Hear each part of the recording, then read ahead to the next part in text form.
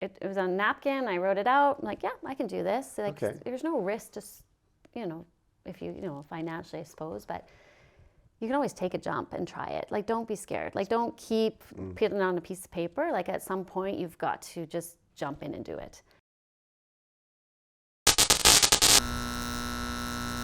I guess a good place to start is like, where'd you start? Where did I start? Well, it all started back. But honestly, we're just celebrating 25 years as of November 1st. So it started 25 years ago, if you can believe it, that I opened up my business. You started it. I started it, yeah. So at the age of 24, with a business plan that was on a napkin. Really? That my boyfriend, now husband at the time, we were driving up to Edmonton.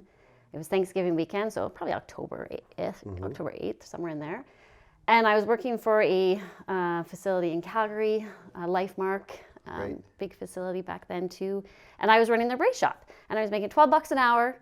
And I had these great ideas to make it busier in the brace shop, and I kept going to the owner. I'm like, we can be busier, we can do better. Like, I can go out and promote us. And that's your energy. That's my energy. And he was like, Rob, we could do that, but obviously, it's all this paperwork we need to do and red tape, big organization. So my boyfriend's husband, now Kent, we were driving up to Thanksgiving in Edmonton. I said, I'm making $12 an hour. I said, if I could sell 3 custom knee braces in a month, I'd be making as much as I'm making all month working at Lindsay Park or Towson Center. And he's like, yeah, could you do that? And I'm like, oh yeah, I could sell 3 custom knee braces in Calgary, because I was living in Calgary. So that was October, and I came back and gave my notice and started my business November 1st of 1999. In Calgary? In Calgary. Okay. Yeah, so I started in Calgary, and I was more of a mobile orthotic brace lady. So I went to different physio clinics and said, hey, if you have a client that's come here and needs a knee brace, don't send them off. Like, I'll come here and meet them here, and I'll provide the service right out of your clinic. So I started doing it that way. So I've had great relationships with the physiotherapists up there. And then I was from Lethbridge, so at the same time I was doing that, I'm like, well, let's go see what's happening in Lethbridge. Like, do they need another option in Lethbridge? Right. So, me being 24 and eager, I came down here and knocked on some doors with some sports medicine doctors and some, other healthcare providers. And they're like, yeah, we would love another option. So I started being mobile in Lethbridge as well. I'd come down here twice a week, and I would go to different clinics down here. And then after a couple months, I'm like, I kind of need a home base. Like, I need somewhere to like have an office and have my braces shipped in and out of. Lethbridge was obviously more cost effective. So I opened up a little place in Lethbridge, but I still commute to Calgary. So I actually go to Calgary every second Thursday, and I've done that for 25 years. Holy but smokes. Lethbridge is home. This is where our facilities, this is where my staff is. Does that make it more cost effective in Calgary? Yeah, so in Calgary, I work out of 2 different physiotherapy clinics. So I don't have any overhead. I just fly under the radar. I go into their clinics. That's great. So I've been doing that for 25 years. That's where it started. Wow. I drive up to Edmonton. $12 an hour. And $12 an hour. Graduated from U of C with a degree in kinesiology. I was making way more money working in the bar. That's where I met my husband. I worked at Billy McIntyre's. And, I haven't heard that in a while. Yeah. So I was like, man, it was really hard for me to give up my, bartending, serving job to go to be a kinesiologist. But you got to start somewhere. That explains your salesmanship. Really well, yeah. Right? Deal with all kinds of people. Yeah, I think so. Yeah. I always tell people, go work at McDonald's. Go do, obviously it's not your forever career, but just do it to see the complexities, dealing with so many different people, multitasking. Even the organizational component, because those places are very streamlined. Yeah. Right. Like they got policies and procedures in place. Process and everything is just tick tick tick tick. Well, tick. honestly, on our 20-year anniversary, what I did, speaking of which, is I had approached Tim Hortons on Scenic Drive, and I said I want to, for our 20th anniversary that morning, I want to donate $1,000 for coffees, and everyone coming through the drive-through, they would get coffee on Hitech Bracing as a thank you for supporting us in Lethbridge. And the manager and owner were like, well, why don't you come to the drive-through and you hand out the coffee? Oh, fun. And I was like, oh, this would be great. But man, it was stressful. It was busy. Anyone that works those drive-throughs, they can work anywhere. Yes. Like they were taking orders and making the drinks and getting things in a time, and all I had to do was take the coffee and give it to them and say, thank you, this is from Hitech Bracing. But I was like, okay, is this the right ones? Is this? I'm like, so yes, I agree. Like, you know, all different types of jobs are important, but when you're young and learning, but like it's just good. Like it's just good first experience, to like get it out of the way, get it out of the gate. Learn some of those complexities, learn some of the customer service aspects of it. It's dealing with people. The complaining, the not complaining, like everything, right? Just you deal with so many different people, and you'll always, it depends on what you decide to do for your career. But you got to understand, if you want to deal with people, like there's going to be some challenging individuals out there, and it only makes you, I think that's really helpful for my leadership. Yes. Because I think people have like a weird misconception of sales. Yeah, and I've never thought of myself as a salesperson, to be quite honest. Like I really feel, and this is what I always say to my staff too, we're not here to sell them something. We're here to provide them with something that's going to improve their quality of life. Right. But that in and of itself is sales. Is sales? Okay, well, I guess I am selling you stuff, but I'm like, I don't ever think of it that way. I always think, you know, what is it that I can do to help you? And I always say to myself, I'm so grateful that we're in a business that helps people. Yes. You know, and I kind of switched it. We used to say like, oh, how many things did we, like, what was our sales at the end of this month? What is it? And I'm like, how many people did we help this month? And that's what it comes, but that's what I'm saying. That's what it comes down to. Like when you see, I don't know, like your receptionist. Yeah. She's Audrey. a salesperson. She's amazing. She's in sales. Yeah. Because that interaction, that like, hi, welcome, that's, you know, how can I help you? Like that's all sales. It's just helping people come to a logical and she's an conclusion. amazing salesperson, because you're right. I've never thought of her as a salesperson. I thought she's just so empathetic. Yes. And maybe that's what a good salesperson is. Very genuine. Good listener. Yeah. Looking to just solve someone's actual problems, right? Yeah, and she knows people come into our office with a problem, right? Usually they're in pain and discomfort. They can't get doing their sporting activity they enjoy, or back to work, or whatever it happens to be. And I know. You know, sometimes they come in with a lot of anxiety about that, and she just puts them at ease and really helps make my job easier because she's already made them feel relaxed. Yes. But yeah, I'm very lucky. I have a very fantastic team, and you do. But it's interesting. I never really thought of us as salespeople and her as a salesperson, but. Yeah, we're. It's just because it's got like a weird connotation, right? Yes, like you're right. It's term negative. Sales, but I'm like, it's not. Like everything you do, and the way your building looks, the way your website is set up, the way your people greet customers when they come. That's all. Yeah, the culture, right? It's like the culture of it. It's all part of the sales process. Yeah. Even though all you're trying to do is at the end of the day help people. Help people. Yeah. Well, it's good to think of it that way. I suppose like there is two sides, because for me it's more like. My important thing for me in my office is to build a culture that my staff want to be there. Yep. Because they're the most important people to me, so that they can help anyone that walks in that door. Like they're ready and wanting to help them, right? But if someone called and like they answered the phone and it was like, hey, what do you want? What do you want? Well, they'd be okay. Nothing from you, thank you. Right? Yeah. No, it's true. So you are creating a culture. Yeah. Creating that nice culture does create a comfortable environment for people to want to buy from you. Yeah. Maybe that's a different And maybe way that's of why we've been, you know, very lucky here in Lethbridge for 25 years. Yeah. I love a small business in Lethbridge, like, you know, like this, supporting each other, right? I love the fact that you've brought in other business owners, and we're trying to teach other business owners, you know, the lessons that we've learned, like good, the bad, and the ugly. And maybe it'll make it a little easier for them. Hopefully. You know? I don't know. I feel like business is like being in a relationship that your parents told you shouldn't be in.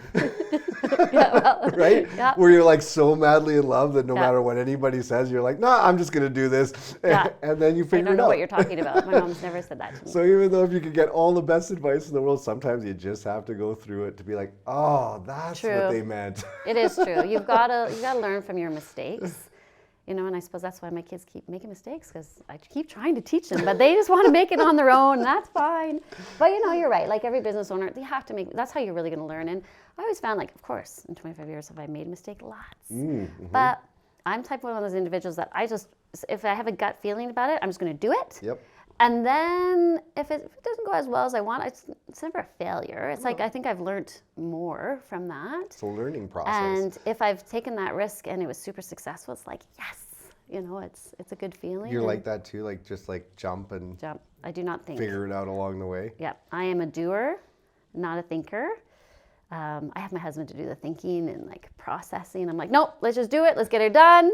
He always bugs me because it doesn't have to be done right. It just has to be done. I check it off my list and I'm like, I'm okay with that. Yes. Because then I got to move on to my next project. Yeah, perfectionism isn't all it's, I mean, it's good to fine tune something for sure. That's why I have other people in my office that are like attention to detail. Yeah. But you know, it's good to just like try and like, what is that? I can't remember the saying, but anyway, something to do with like business owner paralysis, right? Where like sometimes you get caught up so much in the idea and like making it perfect that actually you never even release the idea.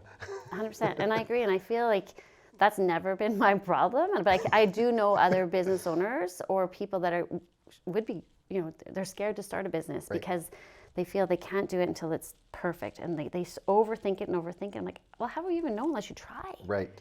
You got to throw it out there. It doesn't have to be perfect. Yeah. Like you probably don't like, but with some of my social media posts, I'm like, it's not perfect. I just throw it out. No. Like, who cares? Like, whatever. No, like, I've learned that it doesn't have to be perfect. It's just like, this is genuinely what's happening with me right now. Yes, it's a horrible selfie of me, but I'm going to throw it out there. And sometimes people will connect with it, sometimes they won't. And that's just part of it. So, and I do agree. Like, you can't freeze. And that's the one thing, you know, being in business for so long, it's like you are constantly trying to, you know, keep up with changing things, changing times, marketing, human resources. Like, it's and you can't stop and be like, oh, this is the way we've done it forever, so this is the way it's got to be. It's like, it's constantly changing. And you can't freeze. And you have to be willing to take a risk. Or you'll never know. Risk is the fun part, though. Risk is the fun part. Yeah. Not every, like I had a business partner for a few years and she was scared to take risks. We were just on different pages and that's tough. Like you both, it's either one business owner and just make the decisions because it's only affects you. But when you're with a business partner or you have to share something, it's just a little bit more challenging because you have to respect. Do you still have a business partner? No. So I started the business on my own in '99. I brought Stephanie as a business partner in 2003, and it was fantastic. She brought a lot to the table. But yeah, it was tough. Okay. Having a shared partnership. But in 2009, I bought her out of the business, but then she stayed as an employee till 2018. Holy smokes. Yeah. And she was a great employee. She just wasn't a good business partner. And that was okay. Yep. Right? We actually went through like counseling together to sort this out. Really? This was like marriage and counsel. Like it truly was. Like it was fantastic. A partnership is a marriage. Partnership is a marriage. And I remember when we brought her on as a partner, of course the lawyer, the accountant, my parents, everyone was like, oh, you don't want a partner? I'm like, no, I do. Like she's going to bring tons to the table, and she did. But partnerships are tough. You have to, you know. I'm a believer. I'm actually a believer in partnerships. Yeah. I think they're necessary for growth, but they can, you just got to know what you're getting into, and like sometimes you don't know what you're getting into. So, but for us, it was great. I mean, when I look back now, I mean, you know, we do really miss having her around, but she's moved on to something else, and it was great. Like Hitech grew significantly over the years that she was with us, and. Maybe you're going to disagree with me, but the reason I like partnerships, at least for sure, as you initially go through your journey, is it teaches you restraint and it teaches you accountability. Because sometimes it's easy. Maybe that's not the right word, but like sometimes when you're by yourself and you make certain decisions, they are aligned potentially outside of like helping the customer. They're aligned to benefit you. And the minute that you have to have decision making that it's like my decisions also need to help this person and vice versa. I don't know. I just feel like it adds up. Maybe I'm not saying it's great. That's why we struggled because I was so used to like with my personality and having started up the business and had it for 5 years before she joined. It was like. I just didn't take that into consideration. Yeah. Right? Like for me, it was, I didn't, when I was by myself, it was fine. Like I did fine and I enjoyed it. But once I brought on a partner, especially early on, it really taught me fiscal responsibility. Yes. It taught me that those numbers mattered. Yeah. Not that they didn't before, obviously. No, but it only affected you. Right. Right? Like if you want to be that risk taker and you wanted to do this huge, capital investment here, if it didn't work out, it only affected you. Yeah. And I feel like that's something I've probably really learned is because I am looking like moving forward, like part of my succession plan would be to, look at some ownership for some maybe my employees or outside ownership. And I would think that I would go about it totally differently. Fair. With a new partner. Yeah. And, with respect to where they're coming from. Yeah. And they'll allow whatever they have to bring to the table. Maybe it's attention to detail and not such a risk taker and like looking at numbers a little bit more effectively. I think it'd be different. Like, again, I learned from that mistake. It wasn't a mistake. Like, we had a great, fantastic relationship and we grew. So, but I definitely could be a better business partner than I Like I say, it helped me with systems and really catching details. Yeah. I knew generally, right? Maybe less in depth, but I knew generally, like, okay, I looked at like a profit and loss statement or a balance sheet or whatever, and I understood the basic mechanics of it. But it was funny. It wasn't until once I had a partner, I still remember. So like he would say, "Okay, print out your P&L statement." Yeah. And previously, all I would ever do when I was by myself, scroll to the bottom. Well, see if I make profit. But I would only print my profit and loss statement for like that previous month, right? Yeah. So, okay, what happened the previous month? Well, once I met him, he's like, "No, like I want to see it for the year." And I was like, "Oh, what do you mean?" So, anyway, we set up the P&L so that it was like month by month. And then I remember he would take the ruler. That's all they do. You take a ruler, and this was his scan. He's like, he would just go like this, and he would scan that line. Yeah. And then all of a sudden, bang, he'd be like, "How come this one's higher?" Yeah. And it was like, so I still remember to this day. It was like, I don't know. Obviously, we did some extra expenses there. No, but what was it? Yeah. And I was like, "Well, I don't know." And he's like, "Well, why don't you know the answer?" He's like, "Because like, look, like this was like," and again, I'm dumbing it down, but it was like 100, 100, 100, 500. Yeah. It's like, what happened this month? What did you do there? Well, meals and entertainment. That makes sense. It was golfing. And so with his kind of like just that partnership balance, it got to a place where like I was scanning that all the time and analyzing, which is good. Like, and then I was able, once I had like that, once I built like CRM systems and whatever, then I was able to like just really dial that in to be like, I know what's happening at any given moment. And sometimes you have to, you still have to spend money and you still have to do things like, but it was a really fun process for me to learn from someone that had been in business, to just be like, this is where you start to find like something that could happen bad, or something that's going really good, or something that you just need to rein in a little bit or tighten up. And anyway. No, that's good. And that's right. You're like learning from other people's strengths. And obviously, his strength was attention to detail, maybe his accounting background, what have you. So, and for myself, I find, like I surround myself with people that support me, right? Like a good accountant, a good lawyer, and, marketing individuals, and, my family that's entrepreneurial, and my husband. And, it's super important to have those people around you. But you're right, you have to listen to them, and maybe like... It's hard. Yes, it's hard sometimes. But no, it's good. So good for you for, learning from a partner that you brought in. Yes. And right? Well, like I say, it went from him asking me probably almost every week. Oh, like he just picked something at random. Yeah. And he'd just be like, "Oh, what about this number?" And you wouldn't get defensive or anything? You'd be like, "Okay, I don't know." No, because for me, it was like I hated not having the answer. Like it actually bugged me. I'm like, he's asking me a question. He wants to know, and I can't give an answer. Like, how does that make me an effective business partner? Like, if I don't have an answer as a managing partner, like this is stupid. Yeah. I feel like I felt like an idiot. Like, and he wasn't trying to make you feel like an idiot. He was just trying to teach you, like, and coach you. And that's all it was. Like for him, it was just like, hey, I just want to get you to your next level. Yeah. But in order to do that, I'm going to have to challenge you to think differently, right? Yeah. And kind of show you what I'm looking at, so that you can start to kind of develop those habits. Yeah, good for you. And you keep doing that? That's still something you do? Well, I do it a little bit differently now. Like now that I've set up like an exterior system, it's all with like live graphs and like so. Yeah.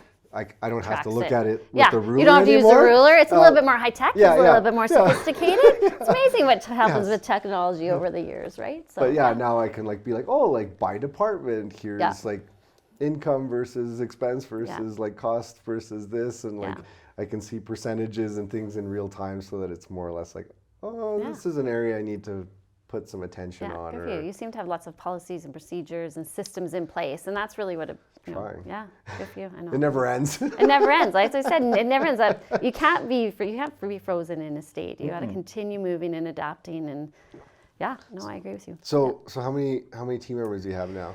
So we have a technician, Wayne. He's been with me for 22 years. Holy. Amazing. Yeah, so he manufactures our orthotics for us. Audrey, she's our office manager. She's been with me for 13 years. And then I have two, let's call them new, because one's 2 years. He's Jarrett, and Florian, he's been with us for a year. So Jarrett and Florian are both coming through to be pedorthists. So right now we're sending them through to school and doing their practicums, and they're both going to be certified and be able to look at feet all day long as of November 1st. Do you help them with that then? Or? Yeah, so I mean, financially, we've supported them that way to go to school, as well as that's awesome. Doing their practicum underneath myself.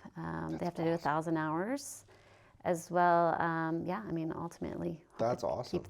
Keep them within Hitech moving forward. So that's a great way to keep people motivated and in your business. Yeah, exactly, right? I mean, most of them, like people in our industry usually graduate with a degree in kinesiology and go, what do I do now? And so Jarrett was a U of L graduate, and we hired him right when he was graduating and got him all trained up. And then he went to Western University. It's an online system, which is great. So it's online, and he can still work for us. And oh, so he doesn't have to like actually... No, so he went to university online for 3 months, but he does have to do his practicum, not all under, he has 8-month practicum.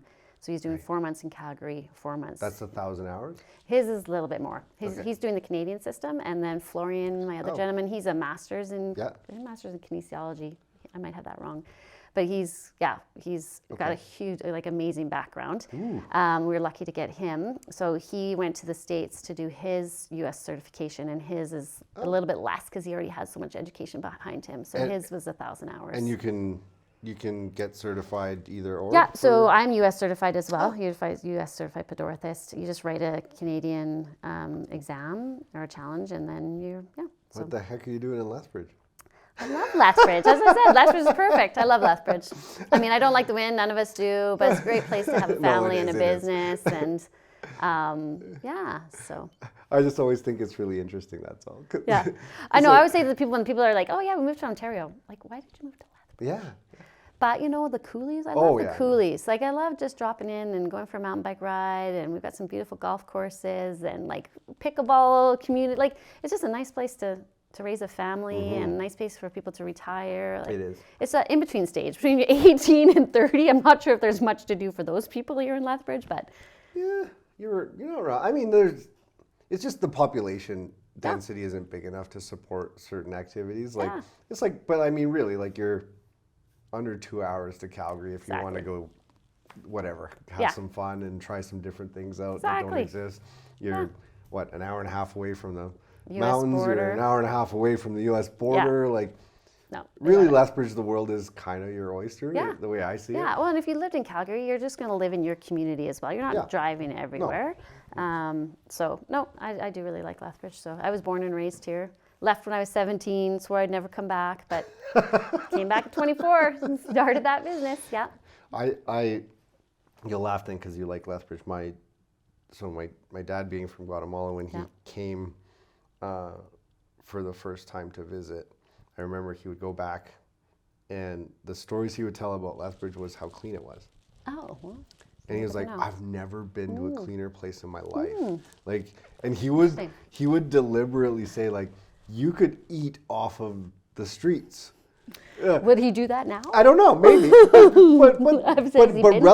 relevant. It's still the same, right?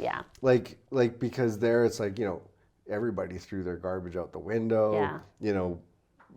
There's not a huge regard for any kind of waste management. Maybe really, is the right word. We just take that for granted. It's like, I hate when I see someone putting their cigarette butt out the window. Here it's like, he's like, oh my gosh, like you barely see any garbage. You don't see hardly any mess. Like it's just almost pristine. And I always remember him, him talking saying about that. Yeah, and again, he would like, always why tell people why Lethbridge? He'd be like, oh my gosh, it's so clean. Again. Yeah, I mean, it is fairly clean, minus, we've got a few things that have changed downtown core, but, Well, It is what it is. It is what it is. It's actually still a pretty awesome place to live. It is pretty awesome. I like it here too. I do love Lethbridge. I like it here. Minus the weather.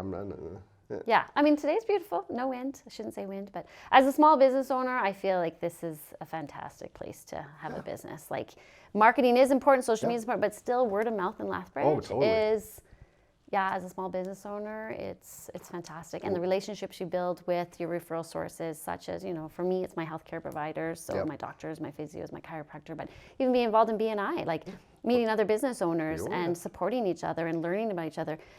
I find that, Lethbridge is easy to do that. Lethbridge is, in my opinion, hugely relationship-based. Yeah. Like, huge. Like, I know this is going to sound weird, but I always attributed it to, so I growing up in Guatemala City and being young. So this is a young man's story. Yeah. Young man's story. Just going to give away his age here. We're going to figure this out. No, I'm just prefacing it because Levi. it's a young man mentality story, but I always say it reminded me of dating when I actually started a business when I was younger. Yeah.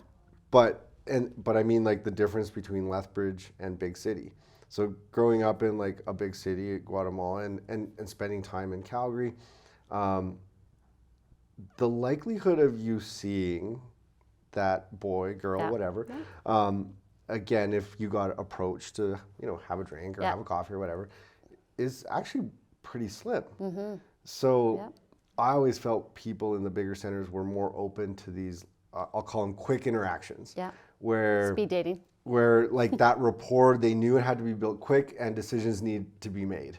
And so like business, it's like, I always felt, in Calgary, you can go, you can make a presentation, and people are either on board or they're not. And there's kind of no middle ground. It's like, yeah, this sounds good, or no, this doesn't sound good.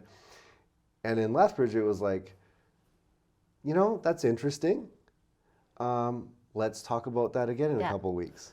And it might take you months, it might take you even years to build a relationship of trust that they're now comfortable being like, I'm going to date you. Business, right? It's like, okay, now we can do business together. Like, I've seen what you've done. I'm comfortable with what you do. Like, and it's true, because I'll even have people come into me and I always ask, how did you get referred to Hitech? And they're like, my doctor mentioned you, which is great. And I'm like, check.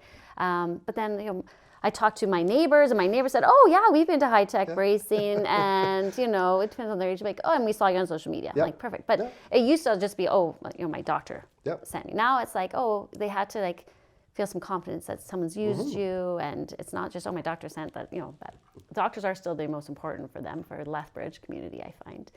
But and BNI is a perfect example. Yeah, soft referrals. If it's a soft referral, someone that's been there before, it's amazing. But the relationship part. The relationship part. Like, and the trust. Going into BNI, like, even as like the visitor, like, you can go in and sure, someone might refer you, maybe, but the reality is like, it doesn't happen like instantaneously. No, it takes time. They're like, we gotta gauge this person and see what they're all about. Yeah, and I've learned that too. When I'm trying to build those relationships, I don't instantly trust the person either, especially if it's something to do with like your money or your house, your money. And for people, it's like quality of care. Am I going to take care of their family member when they come in with pain and discomfort? Like, yes, and I hope that they realize I will for sure now that we've built up those relationships. But I said for sure, relationships are still key for everything. COVID didn't help that to get out and build all those relationships, but I think we're all ready to get back out there again. I know, right? So then we all kind of got a little lazy too, but here we are. So, but no, I love Lethbridge for running a business and being very, very lucky to have groups. And I love it. Like, I feel really old when I have someone come in several times now. Like, someone comes in and they're in like their mid-30s to get a knee brace or what have you, and they're like, Robin, I can't believe you're still here. You did my knee brace for me when I was 16. And I'm like, you're 32, and I'm feeling a little old right now, but it's so great. They're like, and they remember me from 16 years ago. They remember my name. Like, that just makes me feel so good. Your high energy keeps you young. I was like, wow, like, thank you. I do feel really old right now, but I love the fact that, that they remember me. That was pretty cool. It is cool. Yeah. And I love that. And it's cool that you did a good enough, like, service. Took care of them that they wanted to come back. Yeah. So, or that now they're sending their kids there or what have you. So that's pretty cool. I like that. So again, just to recap, 20, did you say 24 or 25? So Hitech Bracing is celebrating 25th anniversary, November 1st Ooh, of this year. Yeah. So exciting. I'm turning 50, my office is turning 25. It's a big year. Holy smokes, you're not 50. No, I'm 49 right now. I turned 50 in December.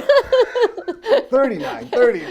49, sure. We'll go back. It's okay. I'm happy with it. Like I've got a great life. I've got a great business. I've been, I've always loved what I do. I haven't stopped loving it. I'm just lucky. So, okay, but in 25 years, there's going to be, I guess, there's good stuff. There's not so good stuff. Yeah, it's never easy. But in that time, like, let's go starting the business. Not what were your main challenges, but even like what were some things that you learned early on that you might recommend to someone starting a business? Take that risk. Okay. Again, like it was on a napkin. I wrote it out. I'm like, yeah, I can do this. Like, there's no risk to, if you, financially, I suppose, but you can always take a jump and try it. Like, don't be scared. Like, don't keep putting it on a piece of paper. Like, at some point, you've got to just jump in and do it. And that's the best way you're going to learn. Especially if you're young. Especially if you're young. Like, I get it if you're older and you've got, financial commitments, but yeah, just do it. Yeah. Like, don't just keep talking about it. I like that. Just take the risk, jump into it, do it. Yeah. And learn from it. Yeah. I didn't put out thousands of dollars to start. I made my own little business cards. Sure. It starts somewhere. Start somewhere. Yeah, and you don't need to start big. It doesn't have to be perfect to grow. Like, I started with, I was in the basement of Peak Physical Therapy. I didn't start with a 2,500 square foot location on 3rd Avenue. Like, we grew, and it was okay. It didn't have to be perfect to start. So I say, take the risk, do it. Like, don't hold back. Like, don't have any regrets that way.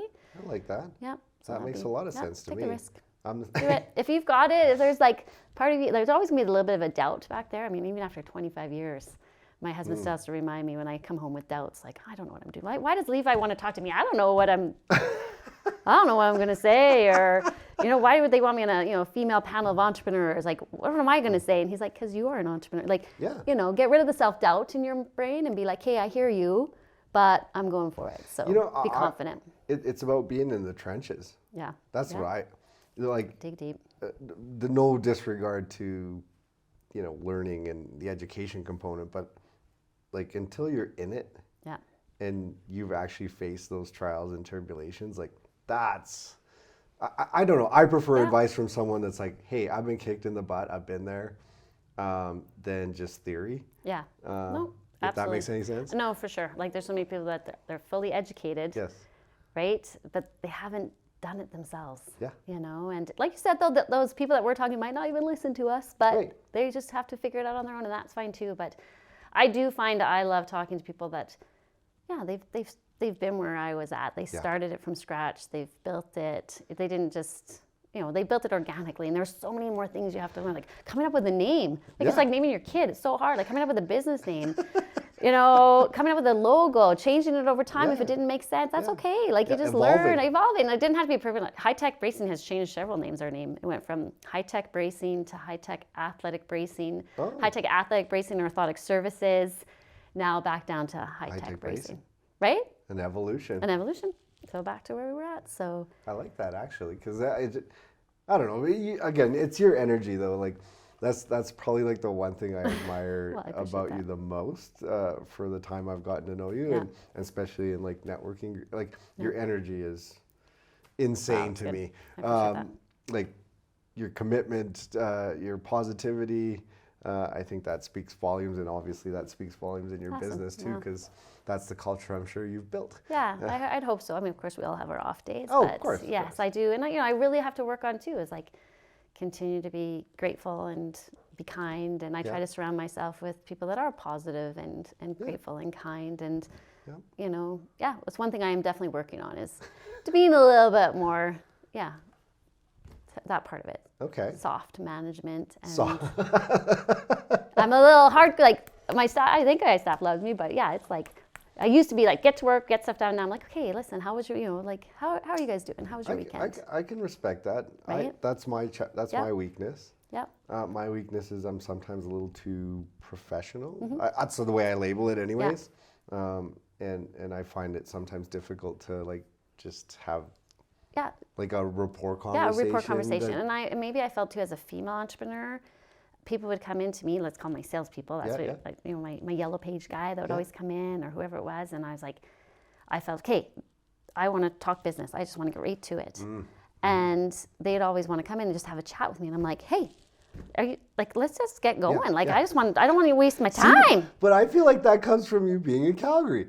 Maybe, because I'm like, let's get going. Like, and now I'm like, okay, these people are trying to build a relationship and trying to understand me. And I didn't get it back then. And I was like, hey, just because I'm a female, I don't want to sit here and chit chat with you forever. I want to get to business, right?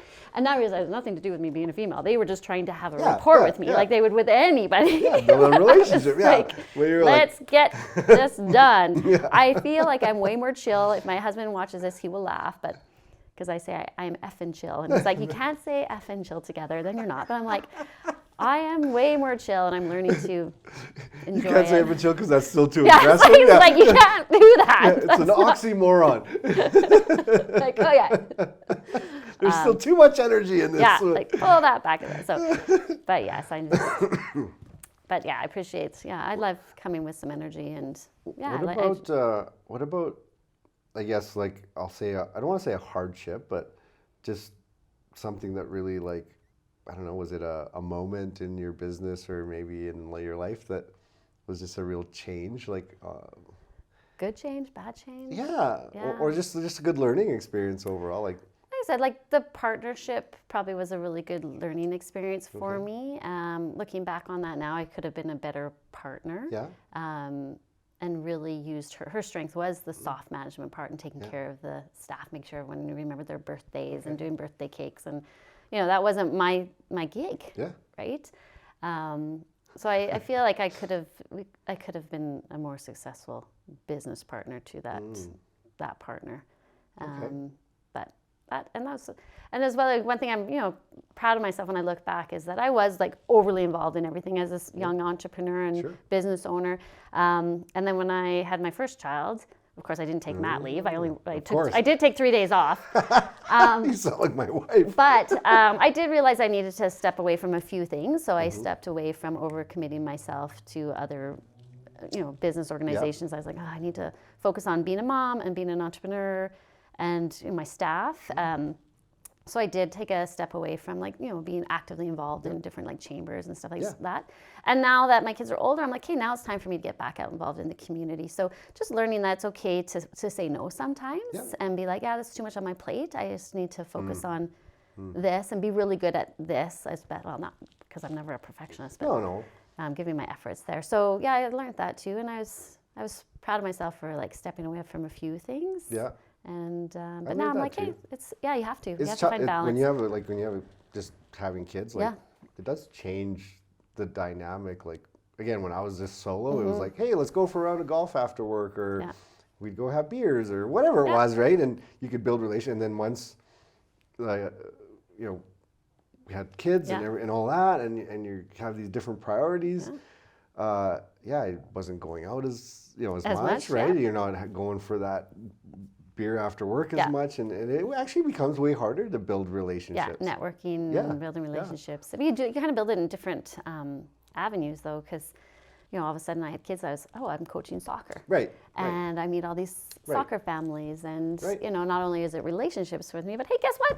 Soccer players have injuries. I'm like, oh, that works out okay. No, it's not always about business, but in some part of the entrepreneur's mind, everything is a little bit about business. It's is it always not like there? You know, I'm pretty sure I've been at a funeral where I did a foot orthotic assess. I'm pretty sure I was at, like, a wedding and I did a knee brace appointment. Like, I'm pretty sure my family's like, oh, there's Robin off doing whatever, some work thing. But that's okay, and that's all right to be an entrepreneur. You're always working. Do you struggle with like hearing employee-based conversations, like in family functions or just friend functions? I don't know if I'm phrasing the question. What do you mean by that? Well, I'll give you an example, like, because I struggle with it, but when you hear them talking about their their employer negatively, and whether they're complaining, whatever it is, right? Like, they're complaining about something, and I always struggle with that. Is that my staff?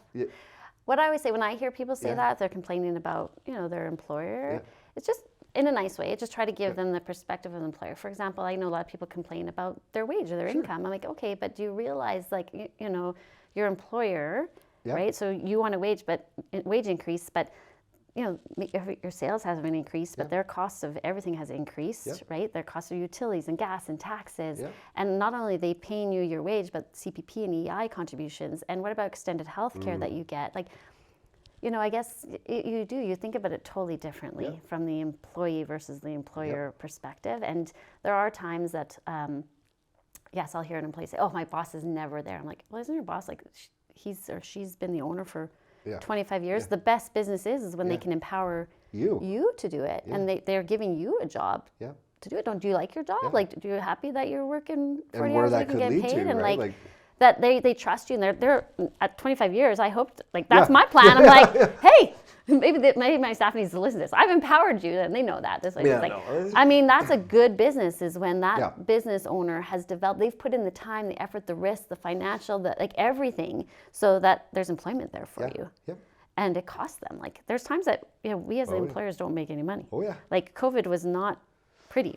My staff still got the same wages, and I mean, the other stuff, not my staff. My staff is fantastic. They never whine. They never complain. No. But when I hear other employees complaining about things, I'm like, that profit loss statement that you don't look at, that they look at. and it's sometimes not even just about the money. Like, I'm not saying that there aren't toxic work environments, right? Like, yes, there are. There's definitely some business people that are super hardcore, and unless your personality matches their personality or understands their personality, like you're gonna butt heads. You're gonna feel like you're in the wrong place. And you shouldn't be there. And you shouldn't be there. It just doesn't match, right? But at the same time, I always, I'm always like, when I hear it, I'm always trying to help them understand what else can you do. And that doesn't mean going like, because I get the argument, well, now you're going above and beyond and potentially not getting paid for. But I'm like, but what does that lead to? Where's the value in that? Like, what does it lead to then when you do ask potentially for a raise? And you can outline to your employer, well, hey, over the last 6 months, I've done this extra. Has this not been providing value or additional revenue? And sometimes it has, and then great. That conversation usually goes pretty positively. Sometimes it hasn't. And so I always tell them, like, if you have an issue with wage, when was the last time you asked for a raise? And I said, but when you asked for the raise, when was the last time you brought all the reasons why? And I said, and are you okay when you ask what the answer is going to be regardless of the outcome? I said, as long as you can be okay with regardless of what the answer is, there's nothing wrong with. You can always ask, but be prepared, I don't know. And the employer can always say no, or they can't afford it, or there's it's always, money is always a tough conversation to have for sure with anybody. But there are those added benefits, like you said. Yeah, and I always say that too. Like, I really focus on, is it flexible work environment? Do you have to clock in, clock out? Like, we're all adults. Like, we want to work in an environment that you're not checking the clock. It's like, oh, it's 9:01. Where are they? It's like, I don't even remember what that's like. But some people do. Like, that's the environment that they're in, right? I mean, I remember when I was like 18, and I was like, I still remember those days. Well, maybe those days were kind of a bit hungover though. But I still remember those days where you'd like look and you're like, oh man, it's got to have been like 3 hours, and you look and it was like 20 minutes. How's this work? What? And now the opposite happens. I'm like, man, it's only been 20 minutes. I'm like, holy cow, it's been 3 hours. How's this happen? Because you love what you do, right? But no, I mean, we'll always be in an environment that suits your needs, right? I mean, if you're not happy, you can move on. That's true. Right? That's true. Yeah. So, but I mean, I'm very lucky with my staff. I feel like we all realize like our family are the most important, and they don't have to clock in, clock out. If they have a basketball game that they're wanting to get to at 3 o'clock, they'll get all their work done, and we'll try to get them out at 3, right? I love that. It's important. I mean, we can't do it if they've got a client booked and they tell me that morning, but that's sometimes we shuffle the schedule around and make things work, and we can always make things work. I mean, if someone has to be rescheduled for their foot orthotics, it's not the end of the world. It's not like heart surgery, but clients are important to us, but so is my staff. Oh, sure, no, and that's why I say that I don't think there's anything wrong when booking your doctor's appointment. Like, book Yes, it, get it done. exactly. Like your health and well-being is just as important as anything. I was always kind of surprised by sometimes that argument of like, no, book it at lunch. That's your time. I'm like, well, it is. I get it. Like, I get the argument. And if you have something really important to do, like, be considerate of the customer or your workload, but go. Yeah, and you and I forget, because obviously that's the environment we've raised in our group. It's like, we want to, if you need a doctor's appointment, go for it. It's not a big deal. You know you're going to get your work done. And I think my staff really I feel like that makes appreciates people more too. productive anyway at the end of the day, because they're like, hey, I have leniency. Yeah, like my new guy Florian just said, oh, my daughter's got track and field on like next week Thursday. I'm like, oh, no problem. Like we'll make that work. Like, he's like, really? I like, love that. I love it's hearing good. that. Exactly. Like you only got your little ones for a short period of time. Mine are right. all grown up and gone. Like, I'm like, go to track and field. Then they don't treat you like mom and dad anymore. Yeah, exactly. They're just really bad roommates at this point. Like, but anyway, awesome. So what, I kind of wanted to zero in on the one thing, but building the culture, like, are there any, I guess, steps you took to like build the culture that you did? Well, hiring the right people. Okay. Right? Number one, like people that just, want to take care of people. Okay. Right? They're not just in it for that paycheck. They really truly enjoy being with people and improving their quality of life, like Audrey, for example. Florian, Jared, Dwayne, like they just genuinely. Was it a gut feeling? Did you have a process for it? Yeah, just a conversation with them, ultimately. I mean, it's, of course, you're going to hand in your resume and, you have a degree in kinesiology, but that means nothing to me. It's like, what have you done in the community? Do you enjoy working with people? Like what would you consider the best customer service you've ever seen or experienced? Those kind of things are important to me, because you can't teach that. You can't teach someone to be empathetic and to listen to people. I can teach them how to, assess and measure for a custom knee brace, but I can't teach them to listen to somebody and understand them and hear them. Open to ideas, suggestions. So that's important. And I think always learning, again, like just me as a leader, constantly learning how to get the best out of them, out of my staff. Trying to do some leadership courses for myself to be a better leader, so that they can be. I can get the best out of my staff, and I can motivate them. And that's one thing I'm constantly learning. And we did like DISC, or the personality profiling. I think that's a fantastic thing to do within your staff to really learn about each other. It's interesting. It is very interesting. And it's a good thing to do like on a continual basis, like every year, just remind yourself that, yes, I'm red. Yes, he's blue. Yes, like, and we kind of joke about that. Or, if a client walks out, I'll say to Audrey, that client was blue, like attention to detail. Yeah. And I had to shift that too a little bit, how I approached the person, because they wanted all the information. And so, no, I think the culture is, it's set. It's definitely set from the leader down, but it's always evolving as well with the staff that you have there. And, I think that's why some people have kind of left our organization. They didn't quite fit our niche. So it's happened. Yeah, that makes sense. Yeah. And supporting of each other, if someone's having a rough week, it's good to be open, like, learning to trust each other with what's happening outside of your house. So we can be like, hey, so-and-so's having a little bit of off week because this is going on there, but we understand that, and maybe take a little bit off their plate. And I actually really appreciate that, because I'm a big proponent of Like, at the end of the day, it is family here. Like, you spend a lot of time. You're together a lot, 40 hours a week usually, right? Yeah, you're spending a lot of time together. Like, you need to be able to communicate. You need to be able to share what you're excited about, but also be able to open up about what you're not feeling great about, or just sharing an idea, even if it's not positive or negative, just to be able to be open. And well, even ideas, like I really hope that my staff, I set the culture, like if you have an idea, like bring it forward. Like, might be a great idea for us to bring into the business, or change a policy or procedure we have, or whatever it happens to be, right? Like different perspectives. Like, even though I'm the owner, we are all in it together. Like, I'm the one that has to make the final decision and pay for everything, ultimately, the good and the bad. But, I mean, their contribution and their insight was what made us grow. It's not just one brain. Totally. It's like all of our brains and all of our eyes and our ears, and, what they're seeing happening within our facility, outside of our facility. Walking in even this morning, I'm like, I really need to get these windows cleaned. And I'm sure every single one of them walked in and was like, we really need to get our windows cleaned. I'm like, I know. And I probably need someone to remind me to do it. But, just like we all contribute to make it the environment that we want it to be. Oh, sure. I think. That's part of it. And what do you have structure for that at all? Well, we do we have weekly meetings. So every Monday morning we get together and we kind of review the previous week, the good and the bad, and what we need to change. And then we look at our upcoming week at a glance. I try to keep everyone communicating on some upcoming events that we have. Okay. Brainstorming some other places to reach out for doing lunch and learns, etc. So we do have that weekly meeting. I think it kind of sets the tone for the week and kind of does any wins from the previous week.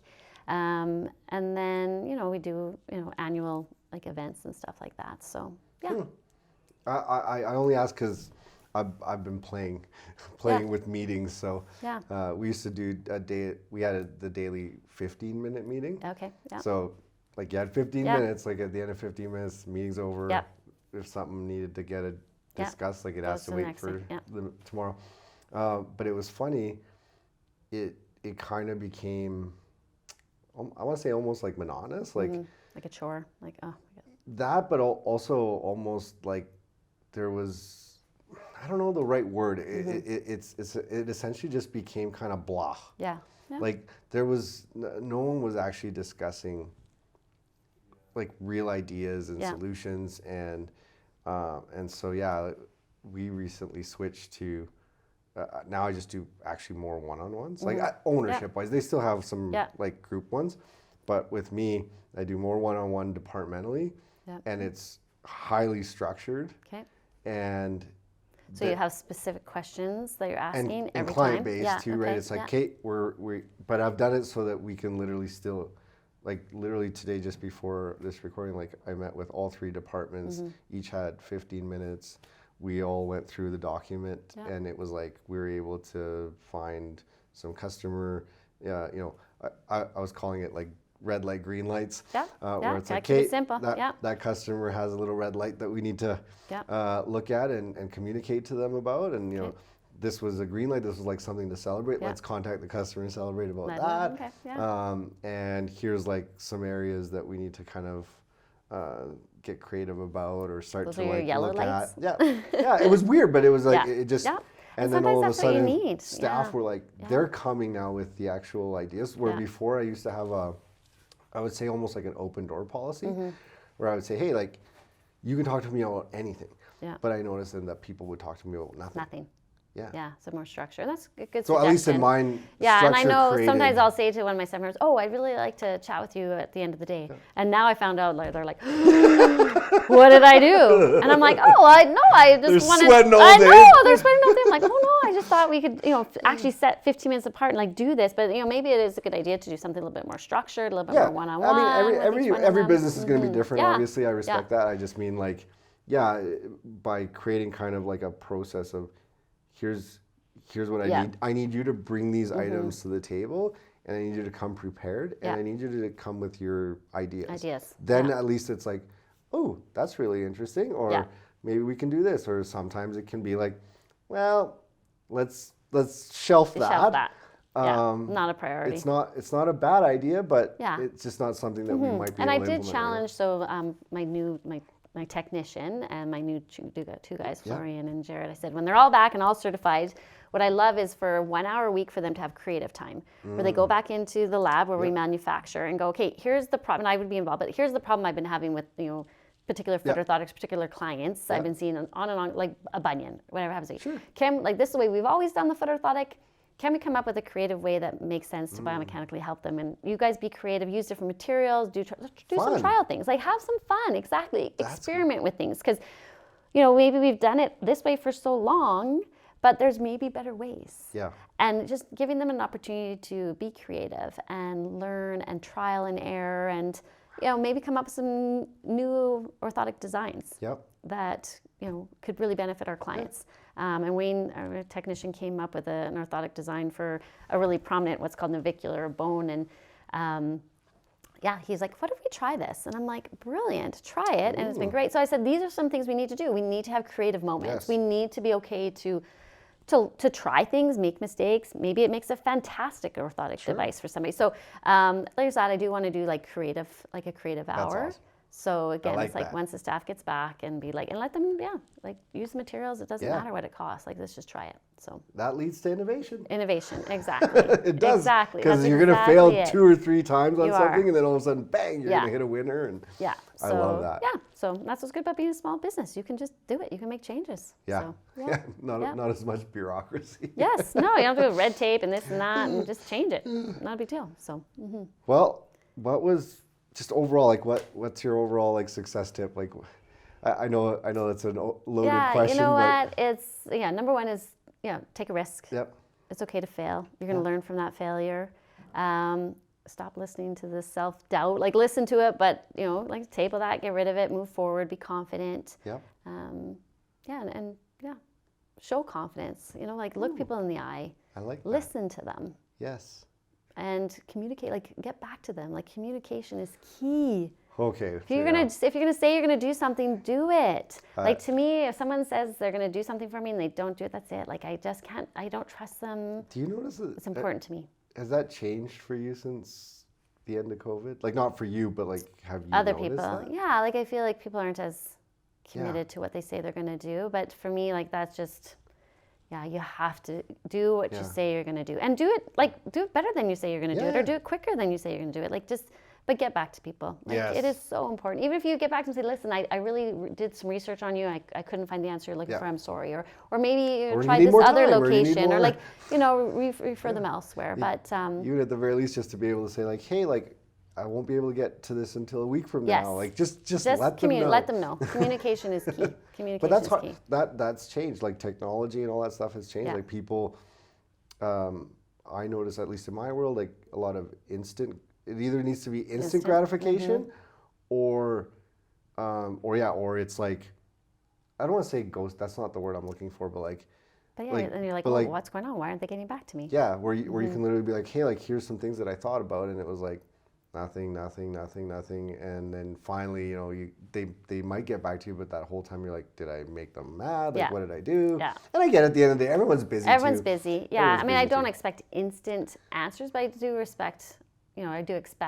some quick communication. Even if it's a thumbs up, I'll get back to you later, or an email or what have you. But if they say they're going to do something, then they don't do it. That's my 30 seconds or you're fired rule.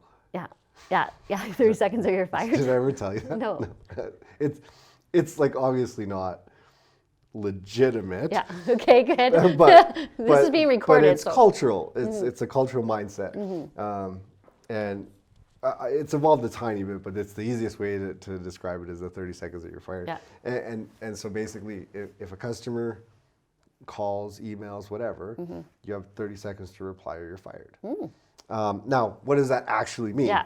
And what that means is that, yes, you could be in a meeting, just like we're having a conversation. Obviously, I'm not checking my emails right now, but it means that once I've touched it, I have to take action on it, and there needs to be instant communication from that moment. Yeah. Doesn't mean that you read it and then go do 10 other things. It's like, no, once you've opened it, once you've heard the voicemail, once you've, whatever it is, React to it. react. Yeah. And in that sense, you have, quote unquote, 30 seconds to Well, and I get have a philosophy on onto that it, one right? too, in the fact that if it's going to take you less than a minute to do it, just do it then. Yep. Don't put it on the to-do list. Yep. It's going to take you 30 seconds to write it on the to-do list. If it's going to take you less than a minute to reply to that email, reply to that text, just do it. Yes.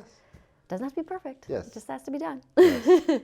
But yes, I just feel like don't procrastinate on those little things, because if you keep procrastinating on the little things, they're going to add up to one big thing, and just get My it done. point to what you just said, though, is even if it is something that's going to take longer, you can communicate that it's going to take longer. It's going to take me longer. Right? I got your That's all it is. email. Got your email. I'll get back to you in 3 days or whatever it is, right? Exactly. Like, So I said, that's all communicate, it and is. then get Touch back to the it. person in Yes. 2.5 days. Yes. So it's those things for sure. I feel that will really build you up as an entrepreneur that is lost going to take art. care of your business. I know my husband or my kids used to always tease me on a weekend. I'd get an email and I would reply back, and they're like, "But Mom, it's a weekend." I'm like, yes, but I want to let these people know that I will take care of them no matter when and where. And it's easy for me to respond. It wasn't a big deal. Like, I have no issues. We're on holidays in Mexico, wherever. I have no issue. I'm so grateful that I can be at work and respond to people and be in Kukunusa or Mexico Yeah. or something. You've it's built great. that And opportunity. this is my business, of course. I have no regrets and no like, ugh, I have to do this when I'm on holiday. And it's not considered work. It's like, this isn't work. Yeah. Yeah. You're like, hey, this is great. Yeah, this is great. Like when people say, oh, yeah, but I had to do these works, these emails out when I was on holidays. I'm like, yeah, but you're the business owner. Like, it's okay.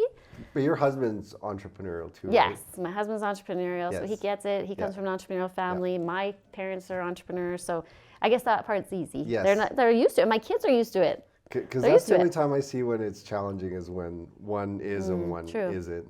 Yeah. Usually the one that isn't, like they struggle with struggle because they've clocked out at why haven't you shut it off? Like why are you? And it's not that you're not spending time with your family or anything. It's just it's okay to be like, hey, blah blah blah, that's your family too. And I guess that's what makes us entrepreneurs. It's because we, you don't turn it off. You don't walk away at Friday at 5 and be like, yeah, I'm done work. No, it's who you are. Yeah. Like it's who I am, and I love the fact that my family supports that, and my kids think it's normal. So I love it. Yeah, like it's just. Yeah, but if you want to be that entrepreneur, you have to do all those things, like take the risk, I love it. I love it.